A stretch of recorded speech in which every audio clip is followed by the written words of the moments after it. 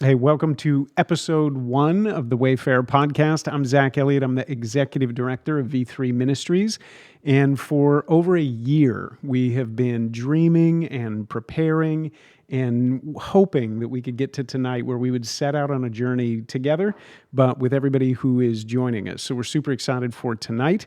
Our hope is to recover and explore what for centuries was probably the most helpful metaphor for thinking about the Christian life. And that was a wayfarer, a traveler, somebody who was on a journey. And that's kind of gone by the wayside, but we want to recover it and we want to explore what that means and we want to do it together. And so that was the dream for this podcast, to set out and find a few people who would be willing to wayfare together, to go on that journey together and to open up conversation, not just together, but with everybody who joins us. And our hope is that this podcast is not just a conversation about that idea.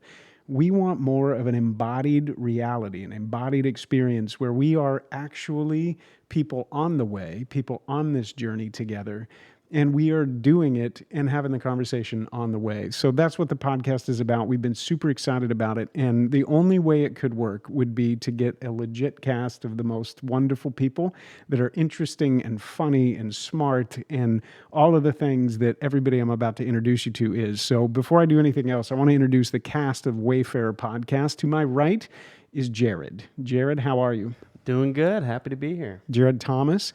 What are you feeling right now in the moment as you think about being on night 1 of the podcast? How are you feeling? Yeah, when you're describing your dream cast of everything they needed to be, I was like, so what happened? Good night. No, excited to be here. Excited for good conversations and getting into it. Yeah, it's kind of fun. We'll talk about Jared's day job and the hope he has, but you're going to bring us up a little bit. I feel like when we were thinking about people to join, Jared's name came right to the top of the list because of your wit and your humor. Yeah. But you're a serious guy, too. You're a serious and thoughtful guy, so don't let him fool you. It's exactly right. To my left is Katia Guzman. Katia, how are you tonight? Hey, what's up, guys? Super excited to be here. Yeah, it's super good. I'll get into the story behind it, but Katia is another one. In fact, I told Cammie, my wife, when we were dreaming about the idea, you were the first person that I said, we have to get Katia. And it was kind of like when you're going for a quarterback or something, you're saying, we're going to build an offense around something.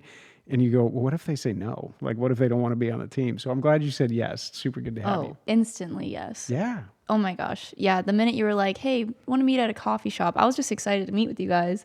Then you popped the question. I was like, oh, immediately. You're in. But yeah, good stuff. Yep, you're in. To your left is Jonathan Clendenin. Jonathan, how are you? I'm good. Happy to be here. Is that actually a lie? I mean, show people your hands. I'm in a small amount of pain, but...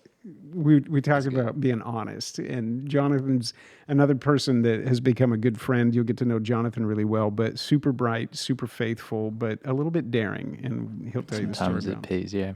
Yeah, there you go. Behind the board over there with a different camera shot, that is Riley Cooper.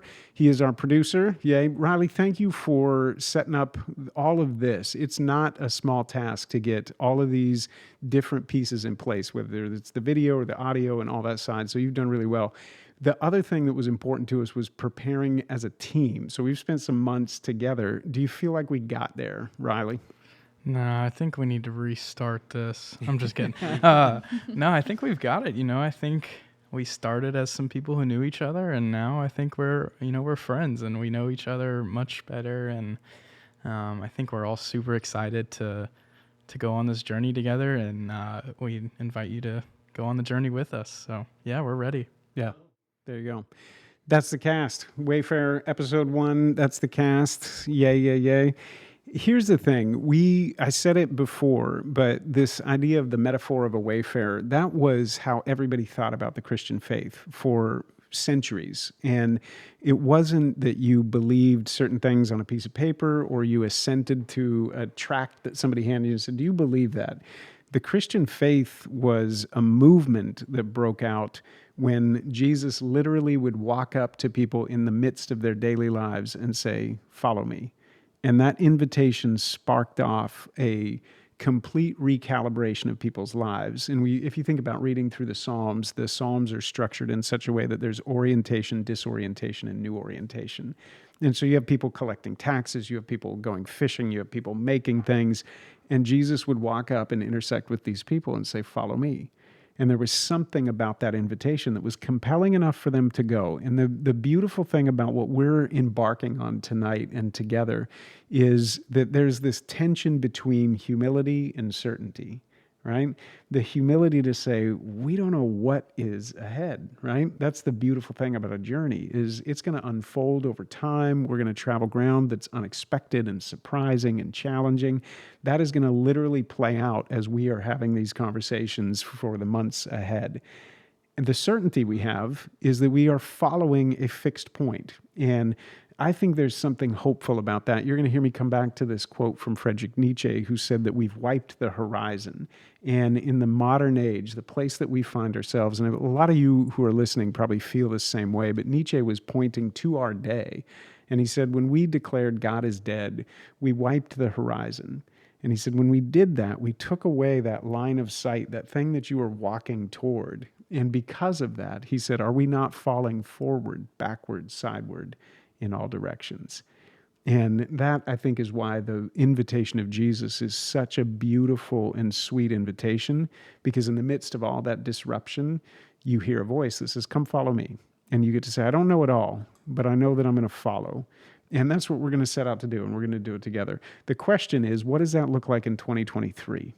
What does it look like in the context of our days and our lives? What does that journey look like? Where does it lead? How does it transform the way that we think about God and ourselves and each other and the world? So we're going to get to those questions, but that's the Wayfarer Podcast. When we started, we said we're going to set one rule that is unbreakable, which would be that we would be honest and we would do it around friendship.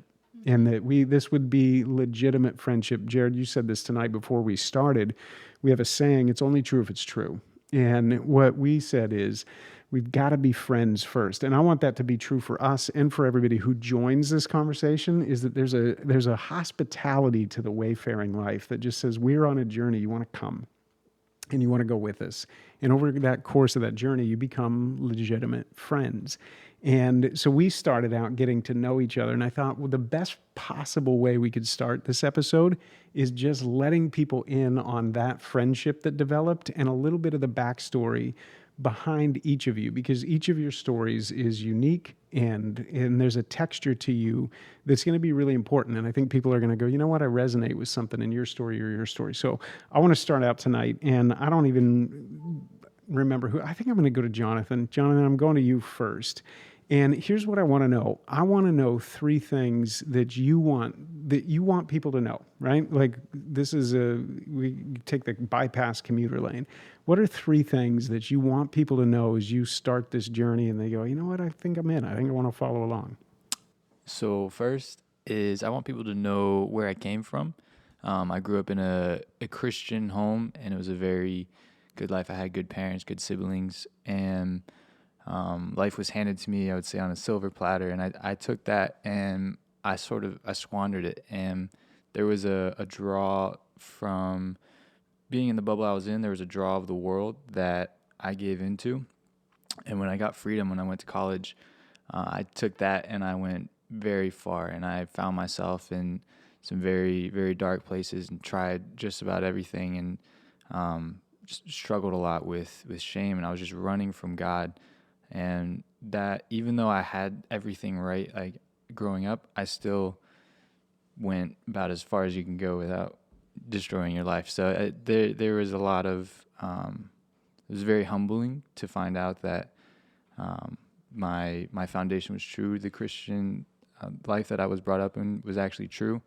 But it took a while, and I know if there's other people out there that have find themselves in that place where they ran for a while, it's never too late. And the second thing goes on to the wayfaring journey, and how that was different than how my childhood was, because even though I was a Christian and I knew the right answers, I didn't have a relationship with God that I could say that like I loved God, or that I followed him.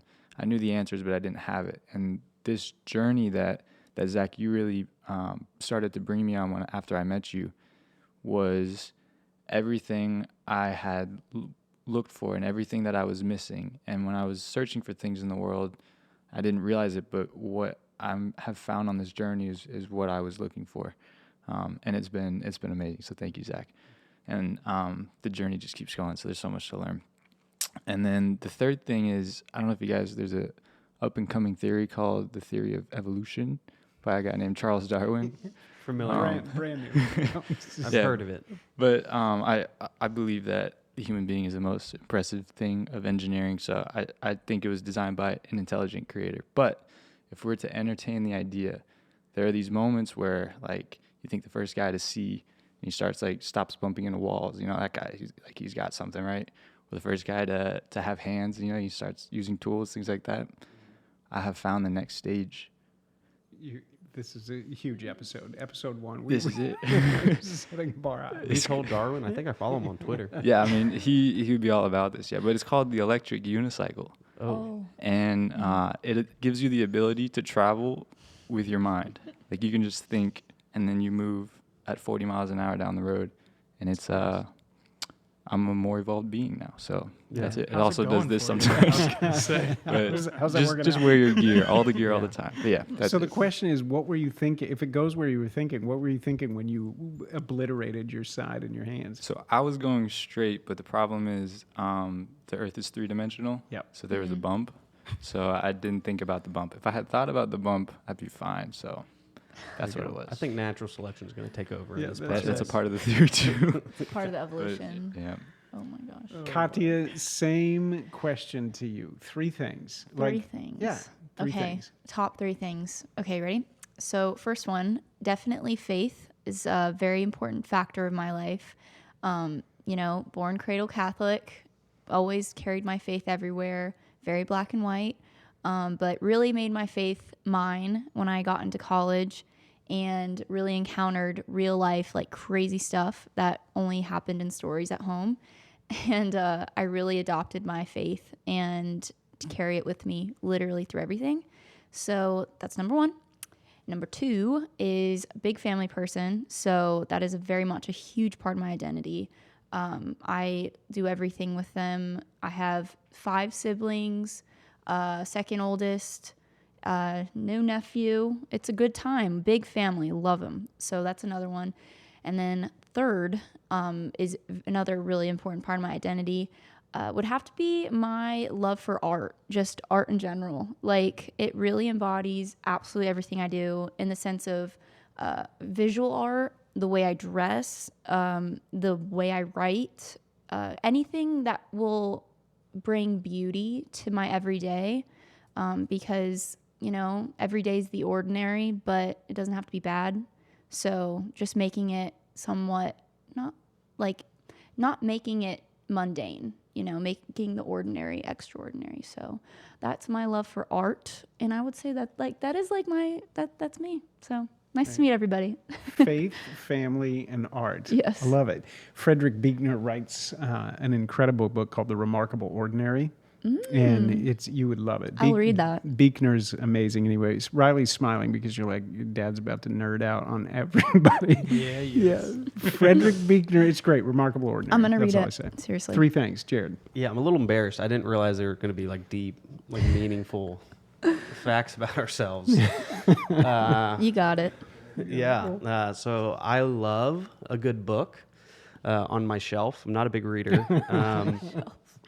Yeah, I collect a lot of books, and I'm trying to be better about reading it. So that's one thing about me.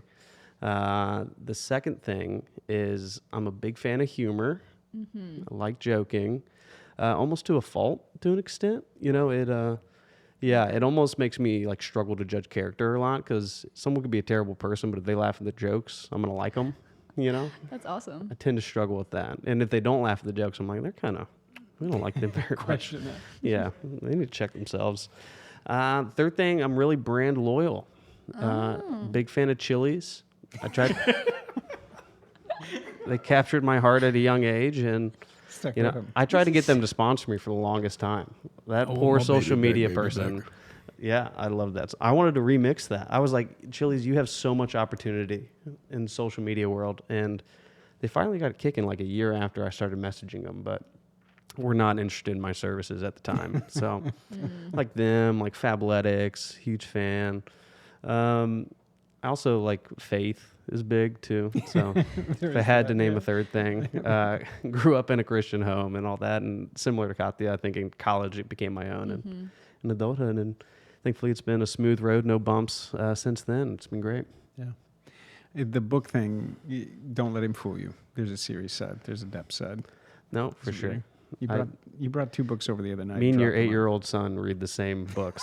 So the Percy Jackson series, we were both reading at the same time, and he outpaced me. Yeah. He read more pages than I could. That kid today, we were at a volleyball game for one of the other kids, and I turn over and he's standing behind a garbage can with the book propped up on the garbage can, reading at the volleyball game. I was just like, yeah. He's so cool. He's gonna be like Harvard, Yale, Columbia, all of the Ivy Leagues. Like he's gonna go to all of them. He loves to read. All of He's them at so once. cool. All of them at once. What do you say? Online classes. Like, Real convenient nowadays. Riley, 3 things. What do we need to know? 3 things. 3 things. Let's see. I'd say number 1, Tampa native. So love my city. Born and raised here my whole life. Same thing with almost all of my mom's side of the family. Almost everybody was born in Tampa and raised. So roots go deep in Tampa. I love Tampa. The city is beautiful. The sports, big sports guy. Love the Lightning. Love the Bucks. I'm not the huge, the biggest baseball guy, but go Rays. I just went and saw them up in Minneapolis. So go Rays. And so that's 1. And then 2, I guess similar to a lot of you guys, I was raised in church, grew up going to church every Sunday. But I would say like for a long time, like I was kind of, like I knew about it all, but like I didn't like really have it like in my heart. Like I just had it in my brain. And so it took me some time to like get it into my heart and, actually, encounter Jesus. And the moment I encountered Jesus, it was like, all right, now I really do know you. And so from there, like it kind of changed. So faith's definitely a huge aspect of my life. And 3, I would say it's probably just love and caring and, like I love spending time with my family, friends. I love making sure like all my friends are taken care of. They're all doing okay. If they're going through a rough time, trying to be there for them. Same thing with any of my family. Like I'd say that's, a huge thing for me. Like I'll drop everything I'm doing to make sure like if my friend's car broke down, I'll drop what I'm doing to go make sure they're taken care of and they, can figure out what's wrong and go jump a friend's car, whatever it is. But definitely a big thing for me. Yeah. I've seen it over and over again, all of that, the faithful to the city thing. And the fact that you travel to a Rays game, you can't say like, I'm not that big of a fan, but I just flew to a different city to go to the game. It was mainly for the Bucks game. But it was a plus. My whole family was more excited about seeing both. I was more excited just about the Bucks. If the Rays weren't playing, I still would have wanted to go to the Bucks game, but pulled out the win too, so that was awesome. Baker Mayfield's going after. We're going. We'll see. Justin Fields taking him this Sunday though. You wish. We have a pretty cool city. Like we have a sports city. I never lived in a sports totally. city until we moved to Tampa, and I was like, okay, we've got football and hockey. I didn't understand the connection there because it was hot, but. Yeah, it's good. Best thing to go to. I think what was cool is we started to hang out together and really start with friendship. The first thing I noticed that was a common thread, everybody grew up around the table, had strong family connections. Family was a part of your story. The friendship was a part of your story. There was that thread of continuity. And so I started to see this cast of characters, this Wayfarer Podcast cast, like a movie cast, and Riley, that faithful friend, like he absolutely is that guy. And so I love the brand loyalty thing. I can see that same thing. Like you will be there. You turn around and Jared's the wind at your back. Like I'm not giving up. I have like, 2 Chili's gift cards in my car right now. Yeah. Ready to use. Hawaiian t-shirts. When are we going? Yeah, absolutely. So loyal. Whenever.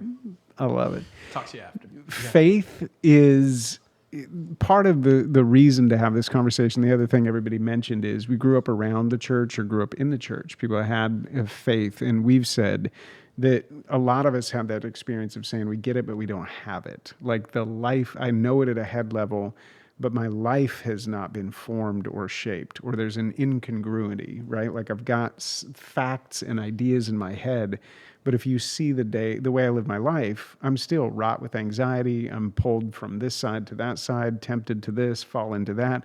And that just kept happening. And there was an evolution that takes place in our life that it starts to go from, as Riley said, head to the heart. And it's not just, I get it, but I have it. And that's why I'm so excited about this. Again, back to Jesus's invitation. It was an embodied thing, and people didn't have it all figured out on day one. It was, come follow me. And in the process of following, Jesus would be off there, and all of us would be sitting around going, what did he say? Like, what did he mean by that?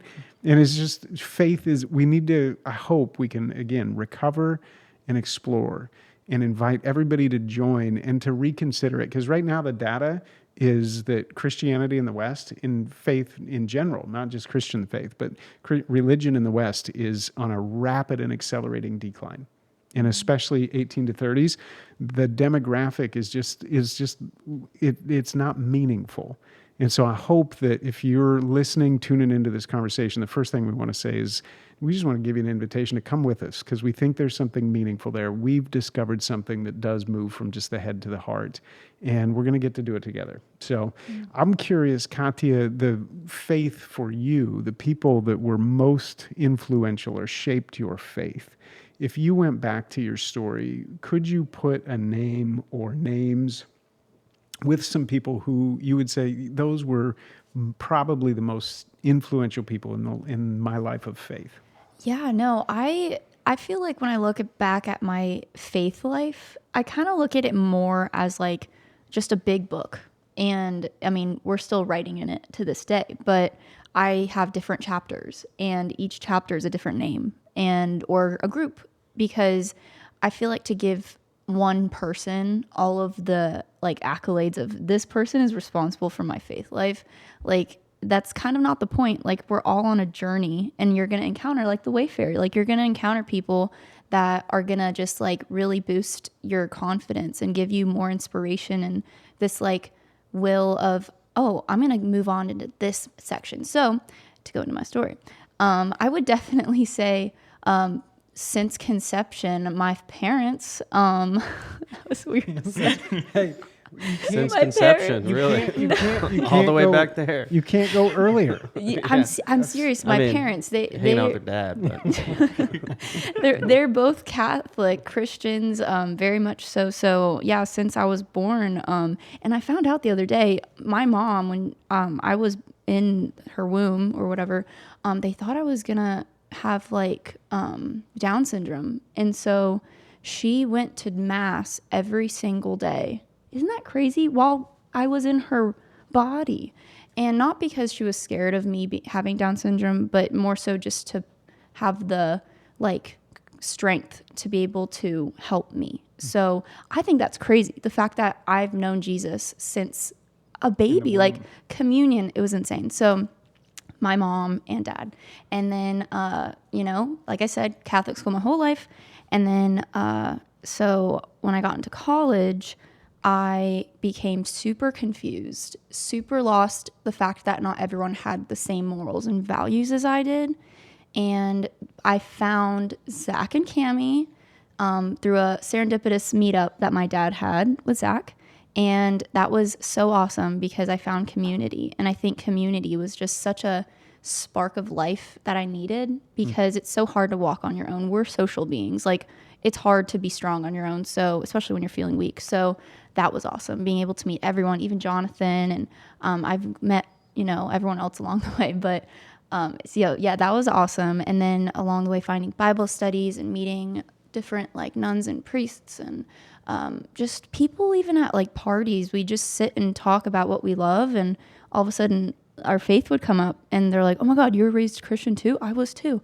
And it kind of makes you think like, wow, this is so much more important than I thought it was when I was younger. And it just kind of kept pushing me to really get into my faith again and maybe be that spark of inspiration for someone else that they were for me. So just kind of going into this purpose of this podcast to I think this is my little payback to Jesus for kind of sending me people along the way.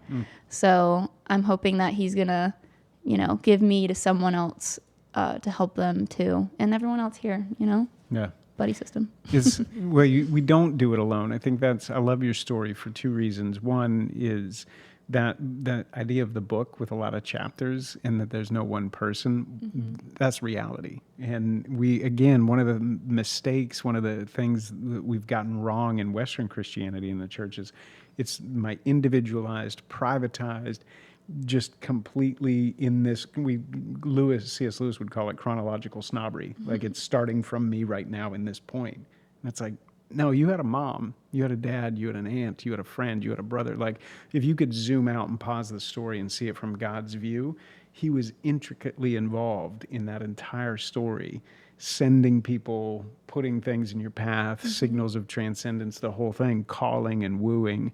And that's what makes it beautiful. That's what I think I'm excited about this journey, to keep pulling on those threads and just open us up into your second point about being in conversation where it isn't a privatized thing that we don't talk about. I think that's one of the other exciting things about our moment is there's an openness and an open transcendent posture that people are opening up and saying, you know what, there's something. Right. I don't know if I can put a name to it. I don't know if I'm willing to commit my life to something, but I'm haunted. I'm stirred by something. Right. And I think if that's you, that's part of what we're excited about is say, yeah, come with us, right? Like we have that same haunting and wondering too. And that's the same invitation. Jesus met people and there was something about his voice. There was something about the authority. There was something about his embodied way that people said, I want to go. I want to follow on that way.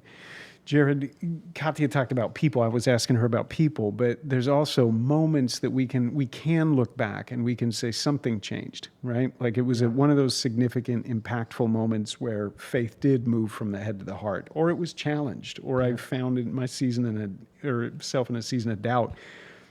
Is there a moment that stands out, good or bad, in your life of faith that you would say, yeah, that's significant, a part of my story?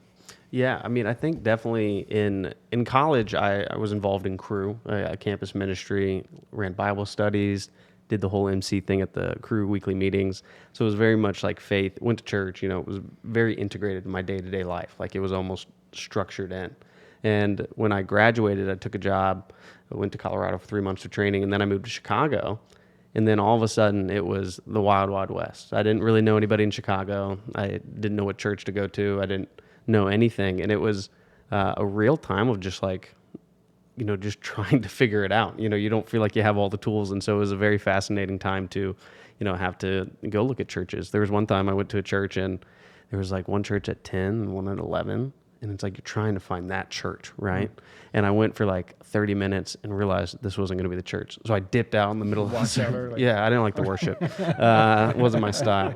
There's off notes in the singing, and I just, the little things, But it was that season of like, man, like you have to decide if you actually want to do this, and you have to figure it out. And, I can still picture, I'd always meal prep on Sunday nights. And it was always like very beautiful because I lived in a building where all around all these buildings, I would light up in the sunset, and I would walk in with the groceries and the door would shut behind me and I was just alone. Mm-hmm.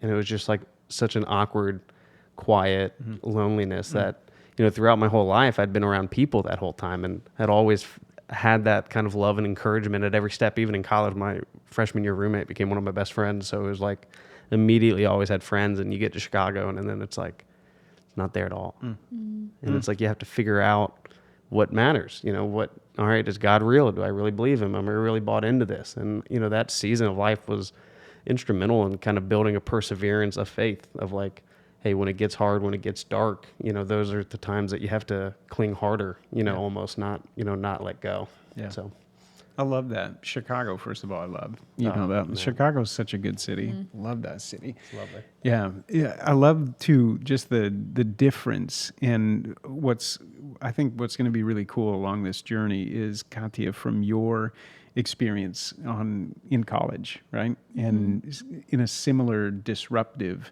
sense, like I'm not nested within my family's ecosystem of Right. faith. Here I am, and I'm trying to find my way. That happens in college, but it's not just in college, right? And here you find yourself for the first time moving to a city and establishing yourself and saying, am I going to keep walking in that way? And what does that even look like? And there's people listening to this podcast who are in that exact same place.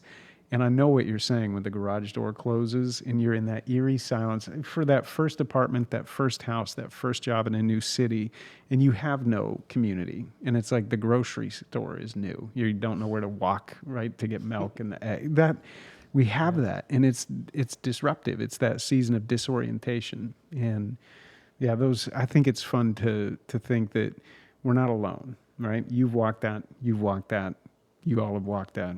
Riley, for you, you grew up in the church. You mentioned that you've been a part of church ministry, but this journey for you there is a curiosity. I think there's a difference in the last couple of years as I've known you, and as we've been preparing for this podcast. There's something that's like a hope that we might recover or explore something that you're interested in. What is it about this particular project that makes you curious? Even after so many years in the church, in and around ministry, what is it about this that's maybe different and offers something that's making you curious? Yeah, I would say, like you said, like there's this curious part of me about this podcast and this idea of a wayfarer. And I just can't wait to explore it more with you guys. And I would say that's kind of the point right there. It's that sense of community and that sense of like, us four right here, or us five right here, and like everybody, all the listeners, like we're on this journey together and we're experiencing these things in our life. And it's the idea of like, we can come together and we're supposed to come together, and we have this space now, or we hope you can find this space to come together and go on this journey together, because you're not alone and we're not meant to do life alone. And you hear that preached over and over at different churches.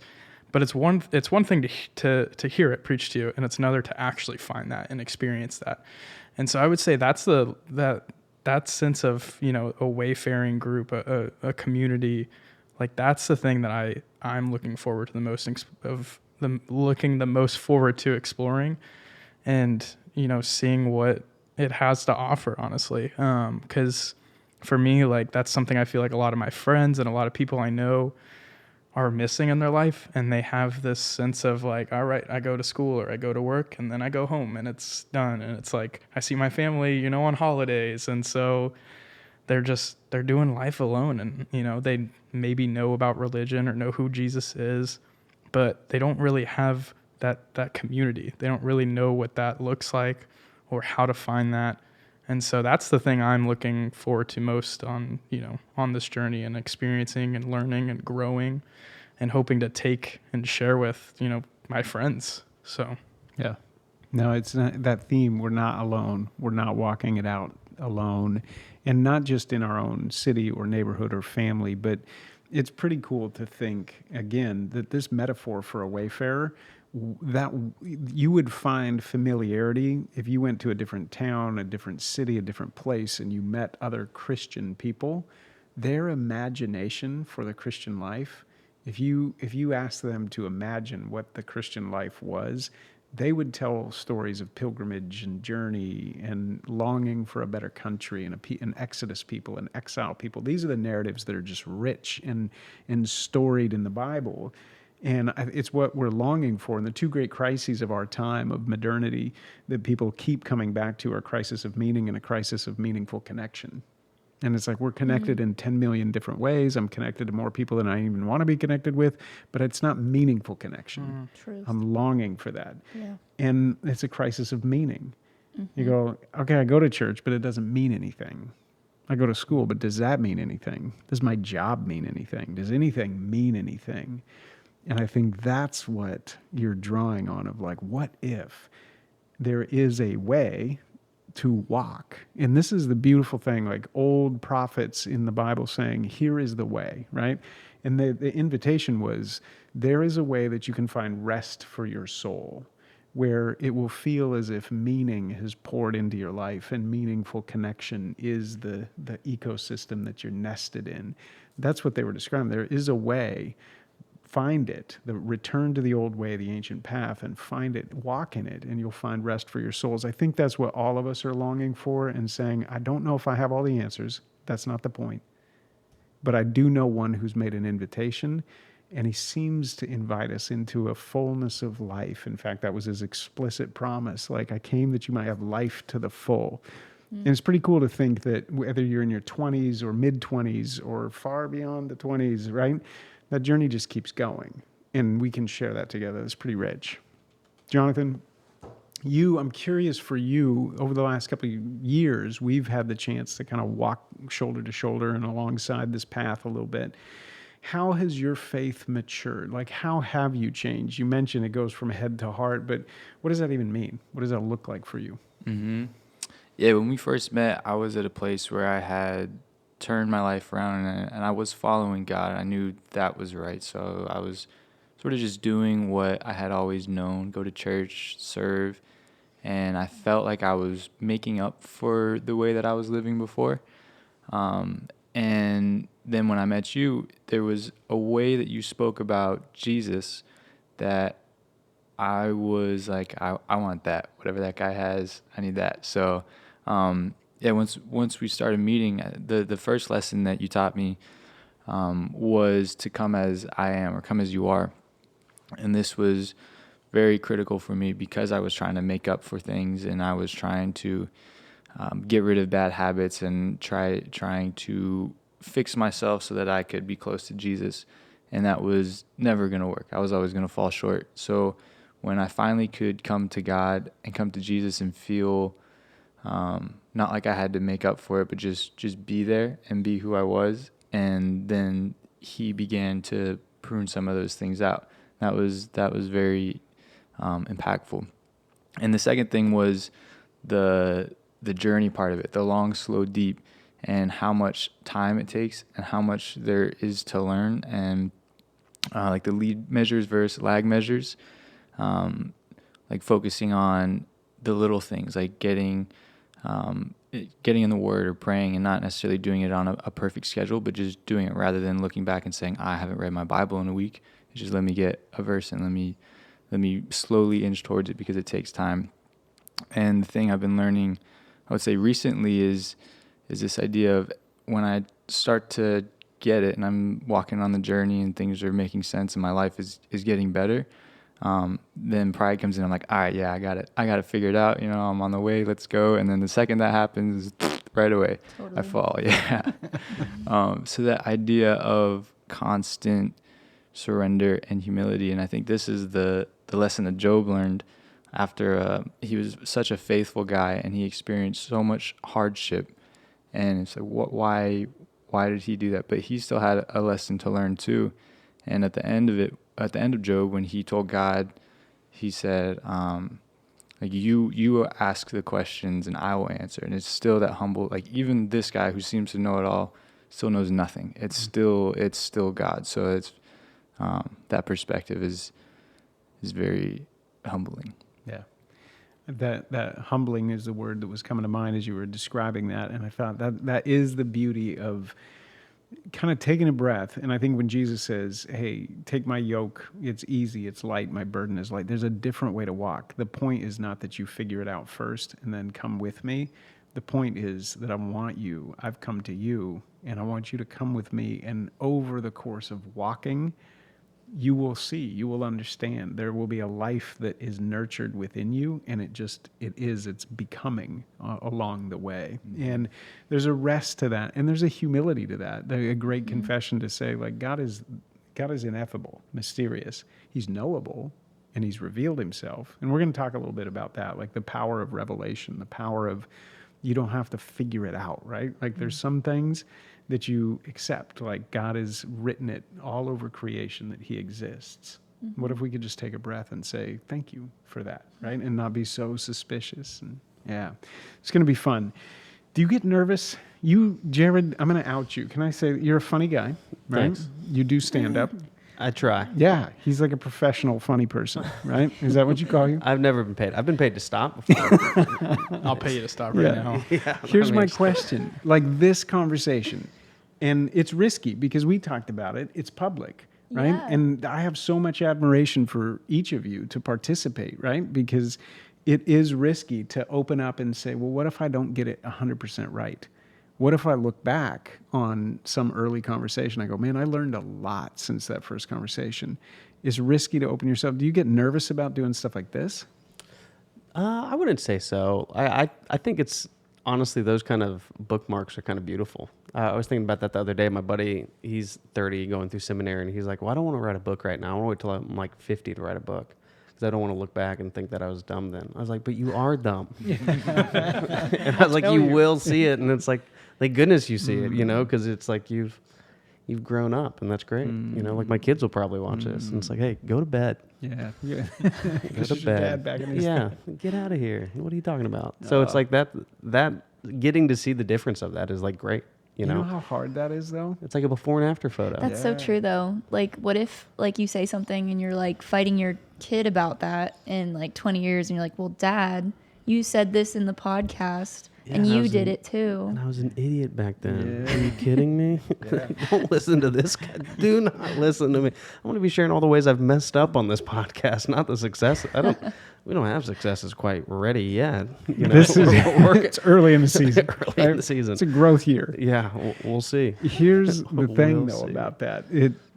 Again, not to overly emphasize the metaphor, but that wayfaring journey, we see what we see right now. And even scripture, like you see in part, there will be more that you will see.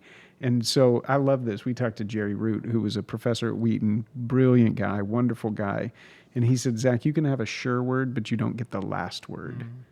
And I was like, stuff like that. Like you can have a sure word. There's things that I know and I can be sure of them. But that doesn't mean I completely understand them. And I certainly don't get the last word, right? Talk about one of the brightest guys like that we've had the privilege to sit down with and talk to. Like that guy is so bright and like light years ahead of people. Like when you think of like in Jedi terms, Yeah. like that guy's like Master Yoda. I feel like he's up there. He's 3'11". Yeah. What you said literally sparked something. I had a conversation today with someone at the coffee house, and we were talking about that whole like, we know what's going to happen, but that's not right now sort of thing. And we were talking about, ironically, I don't even know why, but we were talking about the meaning of life at the coffee house. And he was like, yes, it's possible and it's going to happen that in 200 years, this won't matter. Like nothing we do will matter, but we're not there yet. So it's like right now it matters. And right now we have to be with each other. And right now we have to really value what you have. And what you just said, totally just like, right into my brain. When it's significant, I think that's what's so incredible about meaning, right? Is it meaningful that we're here? Even if we don't know it all, is this meaningful? Is it meaningful for us to walk this journey out together? And is it meaningful for us to do it imperfectly? Is that meaningful? We're going to pull on that thread, meaning and meaningful connection. That's going to come up a lot. Do you get nervous for this stuff like this? I do, because I feel like sometimes I'm a little bit bold with what I say, in the sense that I will just speak what's on my heart. And sometimes that's a little bit raw, and that can kind of hit too. Like if you say something that's really like sensitive to you, like it's going to be hard to talk about, but I know it's something that someone else is feeling. So I know that's going to be good. And we've talked about it in the past, but something that I live by is like, if I'm more afraid of what people are going to think than I am afraid of God and his plan for me, then like what's even the point of it all? Yeah. You know? So I am scared, but I'm happy I have good friends around me to do it. So we're gonna kill it. So I'm excited. I was talking about Yoda. When I heard you say that the first time, I was like, we don't talk about fear of God anymore. Yeah. And to hear somebody say like, there's two things before me and I'm afraid of both of them, but if I have to choose, I would much rather fear God and obey where he's calling me than succumb to the fear of people. And you said it like that. I was like, okay, talk about shit. Yeah. Move over. It's like that emoji with That's right. Right. That's true. Like, I mean, it's like people always talk about the fear of God, and it makes it sound so like, oh, this big man in the clouds going to kill me or something. You know what I mean? Like, that sounds awful. But it's like not that, because God has this amazing plan for you. Like, he has your best interest at heart. And, you know, he might take opportunities away from you to give you the ones that you actually need and the ones that will actually fill you with just pure joy. So it's like, why would I choose this mediocre path that I've made for myself when I've already been made this great path by God that's literally sitting there waiting for you, and you choose because you're impatient to go on this one that you just made? Like, I've been there, done that, totally. But it's like, I'd much rather now be patient and go this one. Yeah. So. I feel like a lot of people think of like pain in life as like something that like invalidates God a lot of the times. Right. But an interesting study I heard about one time, I don't know many studies, but this is one I know. They were trying to create the most perfect environment for trees to grow in Arizona. And so they created this biome, and they put everything, the right temperature, everything that you'd need for these trees to grow perfectly. But they could only grow to a certain height before they'd break. And they didn't know why. And it was because wind helps those trees grow really strong at the core. And so without wind, without things trying to push them constantly, they don't grow that inner core that's so strong so that they can grow up higher. And so I think that oftentimes can be true in life. Like, Look at you go. you Those know, challenges are important. No, I like that a lot. It's so true. And we're all connected in the end of the day. Like, we're all made of stars here. We're all made of the same stuff. We're made of like whatever trees are made of, I bet. you know what's crazy You about know? that? I'm going to give a book plug. The Hidden Life of Trees. If you read the book, The Hidden Life of Trees, there's a whole network of the way trees communicate, and it's incredible. Is there a But movie about The that Hidden Life too? of Trees, I don't know. They should make a movie. There's The Secret Secret Life Life of of- Bees. Secret Life of Secret Life of Pets. Bees. Pets. Pets. Secret Life of That's what I'm Pets. There's a lot of thinking secret of. lives out there. But that's a cool book. There you I go. love that. I'll be using that Yeah. Feel free. in conversations. Feel free. Well, I'm super grateful for each of you, like humbled by you, grateful for you, and the courage. I think it does take courage. I think it takes courage to have a conversation like we want to have, and not just a conversation, but to embody something together. So thank you for saying yes, and thank you everybody who's listening. And I would just encourage you, like, think about somebody who might benefit or might be interested in a conversation like this. And I'm going to be thoughtful about that, because again, a crisis of meaning, a crisis connection, that's not just shared by us. But Katya, thank you for being a part of it. Thanks for saying yes. Jonathan, thank you for saying yes. Riley, thanks for doing all the work that you do. And Jared, thank you so much. You're nervous. like, I don't know if you Sweating made the bullets. cut. All right. Hey, we're going to be back the next episode. We're going to pull on the thread. And now that you know us, now that you hear each of these voices, you'll get to keep knowing us and getting to know us. But we're going to step one foot in front of the other on this journey and pull on some of these threads, because this is the stuff that everybody's thinking about. Even, Katya, what you were describing about a designed existence or a derived existence. Do I really believe, even this, like the invitation is God's in front of you saying, follow me. That presupposes that he knows more than you do, and I get a choice to say, let the story unfold. That's what we're going to explore the next time we're together. So thanks a lot. We'll be back next time. Sounds good. Bye.